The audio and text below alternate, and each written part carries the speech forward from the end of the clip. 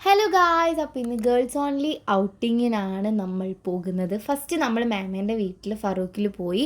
എന്നിട്ട് അവിടെ നേരെ നമ്മൾ കോഴിക്കോട് പോയി. അവിടെ നേരെ ഹൈലൈറ്റ്സ് മാളിലാണ് നമ്മൾ ഫസ്റ്റ് പോയത്. ഹൈലൈറ്റ്സ് മാളിൽ ഫുൾ ചുറ്റി കറങ്ങി കണ്ടു. അത്രേ ഉണ്ടായിട്ടുള്ളൂ, വേറെ ഒന്നും ഉണ്ടായിട്ടില്ല.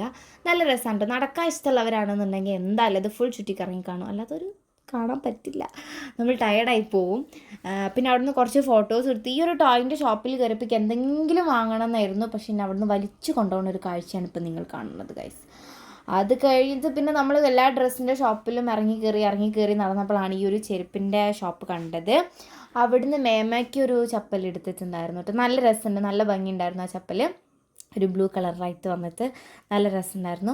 അങ്ങനെ കുറച്ച് നേരം കഴിഞ്ഞപ്പോഴാണ് നമ്മളൊപ്പമുള്ള 2 വ്യക്തികളെ കാണാനില്ലായിരുന്നു. അങ്ങനെ വിളിച്ചു ചോദിച്ചപ്പോഴാണ് അവർ ഫുഡ് കോർട്ടിൽ ഒറ്റയ്ക്ക് പോയിരുന്നിട്ട് പിസ്സ ഓർഡർ ചെയ്ത് കഴിക്കുന്നു. കഴിച്ച് കണ്ടോ, അവരൊരു നിമിഷത്തേക്ക് നമ്മളെയൊക്കെ മറന്നുപോയി.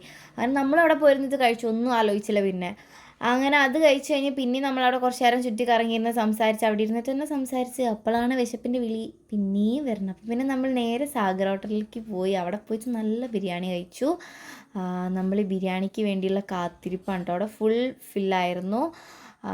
അങ്ങനെ നമ്മൾ കുറേ നേരത്തെ കാത്തിരിപ്പിനൊടുവിൽ നമുക്ക് ബിരിയാണി അവർ കൊണ്ടു തന്നു. സംഭവം നല്ല ടേസ്റ്റ് ഉണ്ടായിരുന്നു, കുഴപ്പമില്ലാത്തൊരു ബിരിയാണി എന്ന് പറയാം. അങ്ങനെ ബിരിയാണിയൊക്കെ കഴിച്ചിരിക്കുമ്പോഴാണ് ബിരിയാണി കഴിച്ചപ്പോൾ പിന്നെ എനിക്ക് വയ്യാതായിപ്പോയി.